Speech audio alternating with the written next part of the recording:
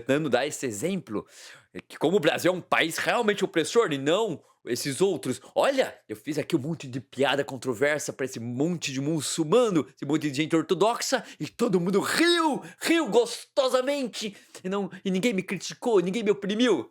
Ah, que bonito. Olha esse print. Alguém falou assim: "Ah, então você fez umas piadas pedófila?" Ele falou: "Aham, fiz 3 e eles morreram de rir." Mas que curioso. Então você mas o mundo está muito chato. Já não se deixam rir de nada. Não podemos rir de mais nada praticamente. Não nos deixam fazer nossas piadas clássicas, nossas piadolas, nossas anedotas. Querem tirar esse sentimento genuíno de alegria que é o riso da cara dos outros. Porque se tem algo mais puro e belo é poder rir daqueles que a gente acha ridículo. Veja, por exemplo, já não me deixam dizer esta piada. Eu um dia estava andando na rua, vi uma pessoa do outro lado, muito diferente de tudo que eu sou e penso. Eu simplesmente atravessei a rua e falei: Você está aí reclamando que está sendo oprimido, que está triste? Pá! Matei ele! Agora morto, ele não vai reclamar de nada. Facilitei a sua vida. Mas que coisa, porque eu não posso rir disso. Sabe por que você não pode rir disso? Ah, adivinha? Porque isso não é uma piada. Isso simplesmente é um discurso preconceituoso de ódio disfarçado, maquiado de humor, para que babacas possam destilar seus preconceitos, destilar suas opressões em uma classe privilegiada que não sofre consequência nenhuma e sequer sofre crimes por serem o que são.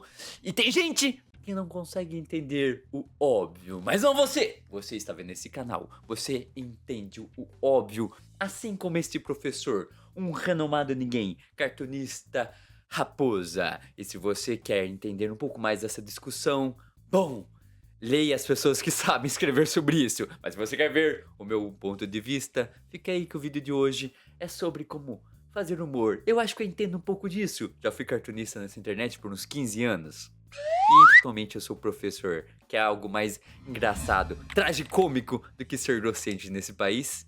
A essa altura do campeonato, você já deve saber o que está acontecendo. Mas se você não sabe, se por acaso você é uma pessoa sadia, com boa saúde mental, que não fica sabendo das discussões tóxicas que permeiam a internet, vou fazer um resumo bem grosseiro. Uma juíza determinou que saísse do ar um show daquele humorista bolsominion Léo Lins, aquela pessoa da patota de Danilo Gentili, ou seja, da turminha incels do MBL, só gente boa, só gente de caráter, gente que nunca apoiou o bolsonarismo, não é mesmo? Claro. Sim. Veja só, são tão tóxicos que eu até tive uma crise de tosse. Que eu não vou editar, vou deixar aí no vídeo. Enfim, uma turma que só de ser mencionada já corrói a nossa saúde. Gente que só apoia o que tem sempre de pior na política. Uma hora é o bolsonarismo, é o olavismo, é o lavajatismo. Qualquer ismo da extrema direita que surgir, esses desgraçados vão apoiar. A hora que dar merda, eles vão pular fora do barco, como sempre fazem, vão ficar criticando, fingindo-se de isentos, como se não fossem responsáveis por divulgar serem vitrines sempre do que tem de pior. É impressionante, o vórtice da porcaria sempre leva as mesmas pessoas. Enfim, resumindo, uma juíza proibiu que esse cara não só colocasse o seu especial de humor extremamente controverso no ar na internet, como proibiu, determinou que ele jamais mencionasse esses temas sensíveis de novo. E aí essa turma está dizendo que isso é censura! Onde já se viu, é censura! Estão oprimindo o opressor de fazer piadas, anedotas, xingamentos, discursos, enfim, qualquer coisa. Estão proibindo ele, estão censurando, voltou a ditadura! É por isso que vocês fizeram L, para voltar à ditadura! Vocês criticam a ditadura e fazem atos de ditadura! Bom, começo de conversa não é censura. Censura era o que existia na ditadura. Antes da obra sair, ela tinha que passar pelo crivo de um censor. E se esse cara não concordasse com o conteúdo, se ele achasse que é controverso, se era, que era contra a moral cívica, a moral dos bons costumes do cidadão de bem, lá da ditadura, isso daí sequer ia pro ar, sequer tinha a luz ao público, sequer era desenvolvido. Isso é censura. Agora, quando você coloca a sua obra no ar e ela traz temas controversos, ela traz coisas que são realmente discutíveis, se está na área, no âmbito do humor, você só é um discurso de ódio gratuito, o mesmo discurso opressor que você tenta mascarar, você tenta maquiar de humor. Porque aí tem uma coisa que a gente pode discutir: o humorista pensa que pode tudo usando a desculpa de que é apenas humor, é uma coisa mais profunda que vocês, mortais, réis mortais, não conseguem compreender, vocês, turma do mimimi. Enfim, quando a tua obra estranha está aí, vai para o ar, seja qual mídia for, e alguém analisar que existem coisas que quebram as regras da boa convivência, quebra a lei que já existe e faz alguma ação jurídica para tirar do ar, bom, se você acha que a sua obra não está quebrando esses paradigmas jurídicos, bom, você pode contestar. Se você não consegue contestar, significa que você fez algo ilegal. E este humorista é reincidente nesses casos de fazer coisas ilegais, de fazer discursos que estão contra a lei. Por exemplo, analogias a racismo, a preconceitos diversos, a capacitismo, a sexualidade, enfim. Muito se diz sobre a subjetividade em fazer piada, em fazer humor. O que é engraçado pra você pode não ser pro outro. O que é engraçado pra você pode ser uma coisa opressora ao outro. Aí que está a linha de raciocínio que você deve seguir. Pergunte sobre o alvo da sua piada, como ele se sente. Você está fazendo piada com os opressores que governam o país, a vida inteira, as elites, quem está nas posições altas, ou você está fazendo uma piada ridicularizando réus confessos criminosos? É óbvio que ninguém quer ser alvo de piadas e críticas ácidas, ou mesmo esculhambação, esculacho, deboche que seja. Mas quando você está fazendo isso com uma classe, sei lá, social desfavorecida, ou com classes de minorias que estão oprimidas, seja pela sua sexualidade, seja ela pelas suas posições políticas, seja ela por qualquer outra característica que tire ela da maioria esmagadora, privilegiadas. Talvez você deva ouvir realmente os coletivos, os movimentos que representam essas pessoas, as pessoas em destaque, as personalidades que representam essas minorias. Se o que você está fazendo é realmente engraçado ou só é um discurso opressor, preconceituoso, histórico que elas sempre sofreram, que você está disfarçando de humorzinho, de tiradinhas que você acha sagaz. Ah, mas eu não quero nem saber o que eles acham, eu quero falar o que eu acho engraçado. Ora, um psicopata pode matar pessoas e se divertir com isso? Oh meu Deus, você está comparando os humoristas com psicopatas? Não, mas eu estou dizendo que a mesma natureza de você não se importa, só faz aquilo que você quer, o que te dá na telha, o que te diverte. Bom, tem gente que pode fazer isto e fazer muito mais mal. É, pense um pouco nisso. Vocês se acham tão inteligentes, vocês que defendem a liberdade restrita de falar e xingar e oprimir e fazer piada e debochar com o que quiser, que acha que quem não entende isso são pessoas que não conseguem compreender, porque eu vi um monte de humorista falando essas coisas. Ah, vocês são incapazes de entender, nós que somos seres evoluídos e que encontramos nossos públicos evoluídos que não nos importamos, sabemos que tudo é piada, se acham realmente o suprassumo da inteligência, do bom senso crítico.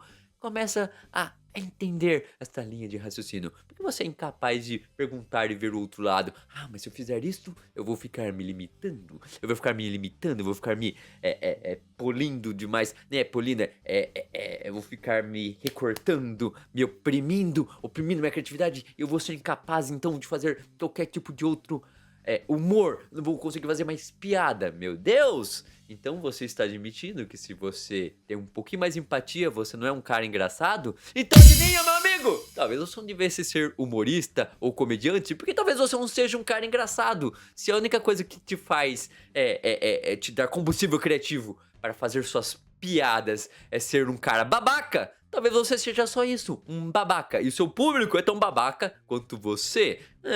Pensa nisso aí, seres evoluídos. Entenda. Praticamente nenhum tema é proibido. Não é a temática da piada que é o problema. O problema é o método, é a fórmula que como você faz a piada, é o conteúdo daquele tema. Que você pode fazer uma piada construtiva, uma piada crítica, uma denúncia sobre vários temas, por exemplo, sobre as classes oprimidas. Você pode até apontar alguns absurdos dessas classes oprimidas, mas nunca esquecer que elas são uma classe desfavorecida e já linkar com aquilo que oprime elas, com os preconceitos que elas sofrem. Você consegue fazer isso de maneira brilhante e bem-humorada e sagaz, como um monte de humorista de humor ácido faz. Mas é que o humorista brasileiro, talvez ele não tenha tanto estofo intelectual pra isso, não é? É mais fácil ele continuar reproduzindo os velhos preconceitos, as velhas tiradas de deboche que sempre existiu. E aí que tá, você não está sendo criticado pelo tema que você escolhe, ó floquinho de neve, ó alecrim dourado, que adora ser o opressor, o esculachado, o B10, mas basta as pessoas criticarem o seu conteúdo que você fica todo, ai mimimi, ai meu Deus, que politicamente correto, está me oprimindo, que banda de chato. Quer ver o humorista chorando? Quer ver eles saírem desse alto patamar que eles se acham de deuses debochado, que desenho de todo mundo? Haha, eu rio de você? Haha, eu faço colocações aqui polêmicas no meu Twitter, eu xingo o Bolsonaro ao mesmo tempo que eu xingo o público do Lula e ambos ficam putinho. Olha, tá só vendo como eu sou superior aos dois lados? Aí basta, qualquer um dos dois lados, ou principalmente o pessoal progressista, critica um pouquinho a escrotidão desses caras, eles ficam chiliquentos, tendo crises de pelanca o tempo todo. Ah, mas não é isso. Eles dão chilique porque está abrindo um precedente terrível que vai oprimir e polir suas criatividades e o seu trabalho humorístico, como eu já discuti. Nenhum tema deve ser proibido, é o método, é a forma como você usa. E eu posso falar isto, eu sou um cartunista, tô aí 15 anos. Você pode até questionar a minha relevância no cenário dos cartunistas online, como alto ou longe vá as minhas tirinhas ou não, que no passado elas foram muito longe antes da proliferação desse algoritmo opressor, olha só. Esse algoritmo que praticamente fez minhas tirinhas que tinham mais de 1000 compartilhamento começar a nem ter 5 visualizações no Facebook, a não ser que eu desembancasse uma grana pra continuar dando alcance a elas. Aí, a partir daquilo, eu simplesmente desisti deste ramo e fui ser oprimido pelo Estado, ser professor. Mas isso é outra história. Enfim, como eu estava dizendo, não é a temática, é o método, é a forma que esses caras usam. Mas eles entendem, eles não são tão burros quanto a gente pensa. Alguns são realmente burros. Mas é que eles querem o fácil. Eles querem ser inquestionáveis. Eles querem que essa posição de que se eu uso humor, se eu estou nessa posição, eu posso fazer o que eu quiser, que eu vou sair sempre na tangente de, olha, eu estou sendo só controverso porque faz parte da minha arte. Eu sou, na verdade, uma contracultura. Eu estou, na verdade, fazendo humor, que é uma coisa sofisticada, é uma denúncia. Não, meu querido. Se você está reproduzindo os mesmos discursos opressores contra as mesmas classes oprimidas, olha, adivinha? Você não é da contracultura, você é do sistema. Ah, mas é o sistema que está me oprimindo, que está me processando. É, esse mesmo sistema que você também usou para oprimir e censurar outras pessoas. Porque você não faz ideia da turma gigante de comediantes, humoristas que já processou um monte de gente que os criticou na internet. Olha como não existe dois pesos, duas medidas, não é? Eles reclamam de uma coisa, mas fazem o mesmo, de certa forma, nas suas esferas pessoais. Para que é uma indignação seletiva? Eu tenho a impressão, eu não estou nesse ramo, eu não estou nesse meio dos humoristas, não estou na bolha, não estou nos grupinhos fechados, eu não conheço essas pessoas pessoalmente, mas eu tenho uma impressão que existiu uma turma que surgiu num certo período histórico do Brasil, num certo ano, humoristas de tudo que é lado, às vezes político, espectros ideológicos, mas meio que são a mesma panelinha que faz um corporativismo. Eles não questionam uns aos outros. Qualquer polêmica que um esteja sofrendo, por mais errado que ele esteja, a turma inteira defende aquele lado. Mas deixa de fora todo mundo que veio depois. Por exemplo, a gente vê o Porchat se importando com o que sofreu o Léo Lins, fazendo quase o advogado do cara nas redes sociais, mas que ele está, na verdade, não defendendo em si o Léo Lins e o seu conteúdo, mas uma coisa mais profunda, uma coisa mais ampla, que é a liberdade de expressão e blá blá blá, blá blá blá blá. Ah, enfim, esse discursinho furado que você sempre vai ver em pessoas que estão defendendo esse escroto. Mas, por exemplo, o seu colega de trabalho, o colega do trabalho do Porchat, que é o Pimenta, que é um humorista negro, sofreu um monte de represálias, sofreu um monte de dificuldades pela posição política e até pela posição social dele, né? Um homem negro, pobre, veio da periferia da Bahia.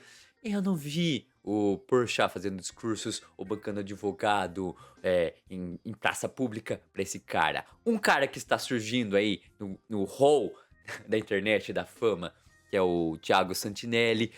Teve show sim censurado, que os shows nem aconteceu. Diferente do Léo Lins, que o show aconteceu, depois foi processado e tal, e aí sim tiraram do ar. O do Santinelli foi simplesmente limado, censurado.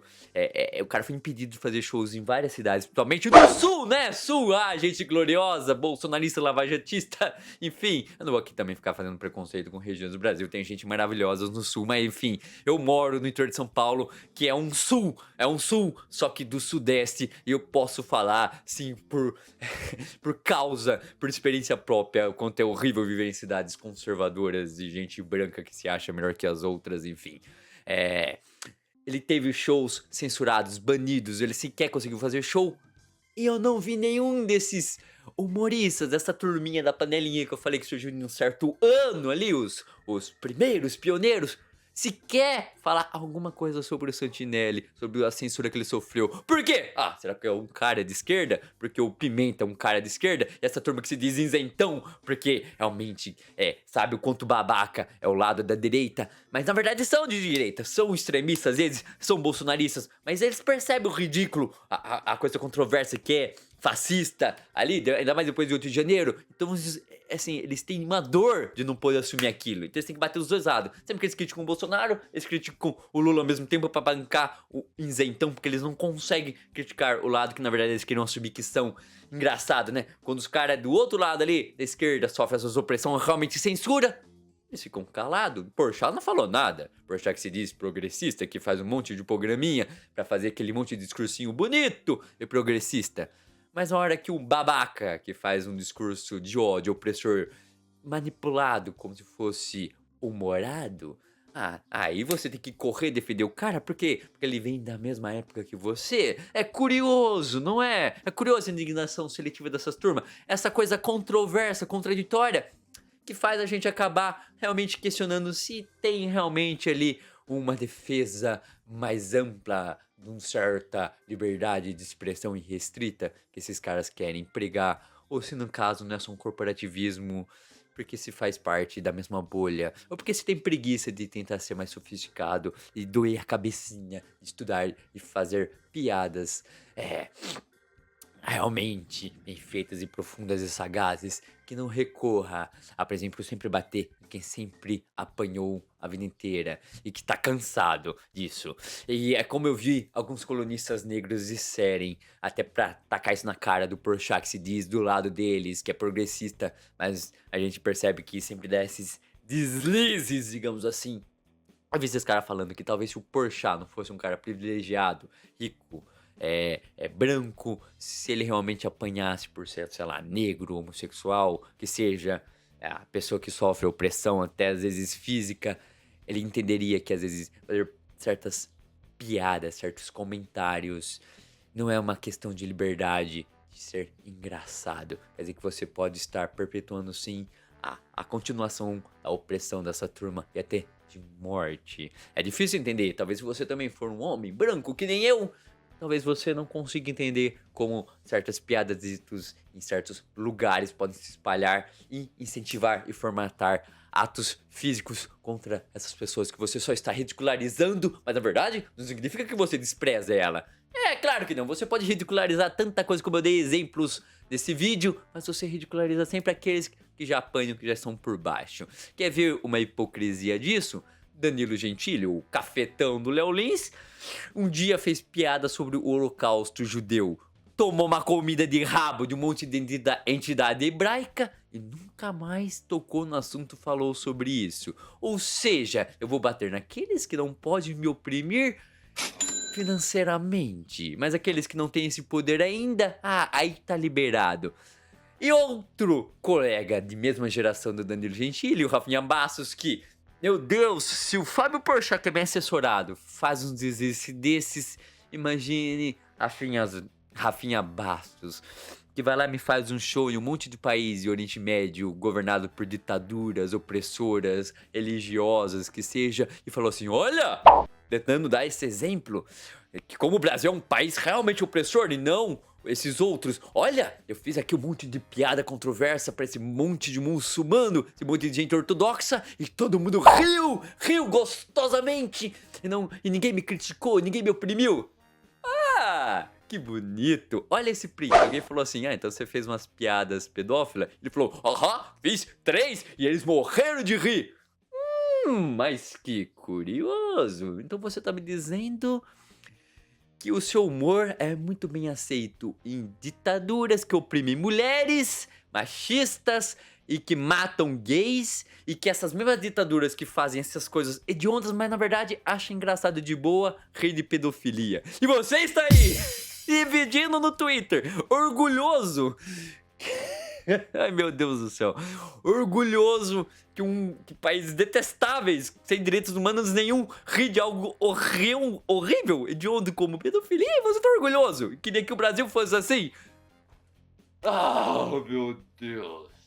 Ah, sim, eu esqueci de mencionar esse caso específico de um cartunista, ou seja, um agente do humor que foi processado junto com o jornalista que divulgou sua charge pelo governo Bolsonaro em um processo criminal, ou seja, se eles perdessem ou esse processo avançasse, eles poderiam ir pra cadeia. Sim, época de ditadura, né? Você criticava o governo e só por isso você ia parar na cadeia. E nenhum desses humoristas que eu me lembre, a maioria pelo menos, sequer falou, se indignou, protestou ou falou qualquer coisa de uma censura com um processo criminal em que levaria pra cadeia 2 pessoas por fazer um humor crítico ao governo federal. Você entende a indignação seletiva dessa turma que faz a gente ficar entojado? Cara, esse pessoal é muito mais velho do que eu. É muito mais bem assessorado. E como é que eles não conseguem ter o mínimo de grau de bom senso e, e senso comum? É impressionante, tem que ser um professor de arte do interior de São Paulo a falar essas obviedades. Velho, você não deveria estar orgulhoso, você deveria ter vergonha, na verdade.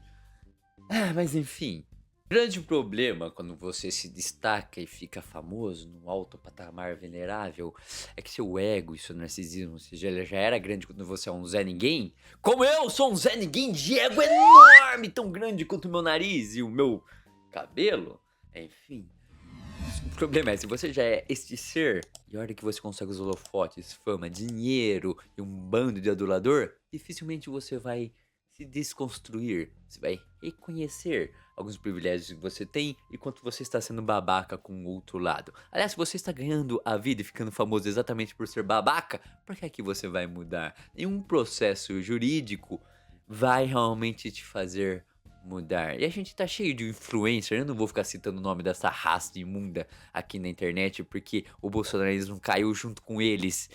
E eles até tentaram saltar fora antes do bolsonarismo ruim, mas a gente sempre vai saber o que eles são. A gente não precisa ficar citando. Esses caras continuam por aí porque continuam ganhando fama, aduladores, etc. E talvez esse já seja o mal. Fazer gente estúpida famosa, que nem tem aquele meme. E esses humoristas já são famosos por muito tempo, há mais de uma década, e dificilmente eles vão mudar de ideia, vão mudar seu modo de pensar, nem quando eles forem limados de tudo que é mídia.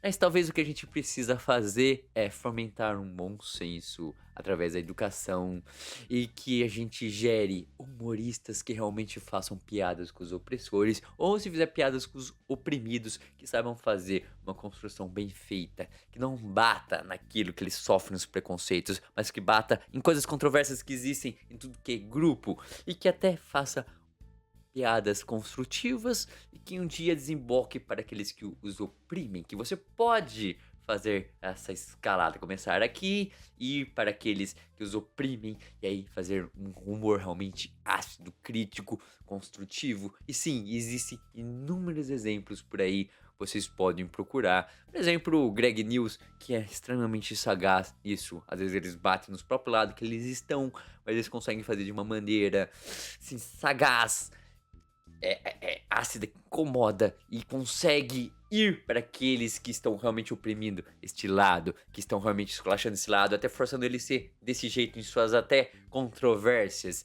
e fazer uma coisa realmente construtiva. Mas aí lá tem uma bancada de roteiristas e redatores que são sagados, que usam o cérebro, que pensam, que se esforçam. É diferente do que a gente vê na grande massa, da grande média dos humoristas e das massas que eles movem, porque são pessoas que não são educadas. Por isso que eu digo, a educação que vai construir até a forma que essas pessoas consomem conteúdo, seja qual forem, por exemplo, de piada. Então, quanto mais educação o povo, menos eles vão dar moral pra gentiles, Léo da vida, e mais moral vão dar para a gente que faça realmente humor construtivo, inteligente e que agregue não só a alegria do riso, mas também uma coisa, uma forma de pensar. E não todo humor tem que te fazer pensar e refletir sobre a vida.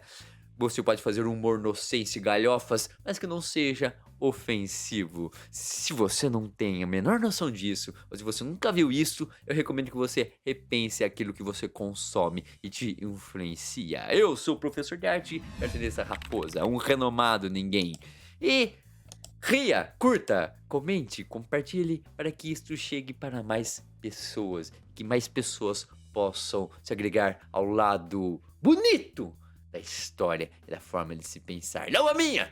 Que não seja sempre a mesma fórmula do babaca do passado, que diz se é pra ver ou pra comer e já emenda um monte de grosserias preconceituosas e absurdas e depois acha que se fizer uma risada forçada e alta, haha, a coisa não vai ficar tão vexaminosa, tão vergonha alheia quanto é o seu tio babaca de churrascos de fim de semana que você não suporta, mas você não pode falar nada porque você não quer gerar um conflito social na sua família. Só quando você tá no Twitter, aí você pode gerar conflitos sociais à vontade, que é pra isso que existe o Twitter. Abraço.